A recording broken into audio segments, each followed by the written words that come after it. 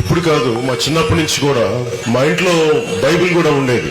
మా నాన్న ఎలాంటి వాడంటే, మా నాయనమ్మ దీపారాధన వెలిగిస్తే దీపారాధనలో సిగరెట్ వెలిగించిన దేవుడు లేడు దెయ్యం లేదనే వ్యక్తిమత మా నాన్న. ఎందుకంటే ఇది ఆడేది కొద్దిమంది రాజకీయ నాయకులు ఆడతారు, వాళ్ళు కూడా ఎక్కువ మంది ఆడేది కూడా హిందువులే కూడా చెప్తున్నారు. అసలు ఇలాంటి గొడవలు పెట్టింది హిందూ నాయకులు తప్ప మిగతా నాయకులు చేయరు. అసలు రాదు వాళ్ళకి. నిజంగా మన ఈ మధ్యన గోమాంసం గురించి లేదంటే బీఫ్ గురించి ఇంత గొడవ జరుగుతూ ఉంటే నాకు అనిపించింది, స్వామి వివేకానంద ఒక మాట చెప్పారు చిన్నప్పుడు. ఇప్పుడు మా నాన్న చెప్పిన మాటలు ఇవి. నిజంగా నాకు ఆకలేసి వేరే దారి లేకపోయి నేను ఉండాలి అంటే గుడ్డు మాంసం తినేది ఆయన అన్న మాటలు. నేను బీఫ్ తినాలి అంటే నేను తిని ముందుకెళ్తాను తప్ప దాన్ని వేరేలా చేసుకోనని స్వామి వివేకానంద అన్న మాటలు ఉంటాయి.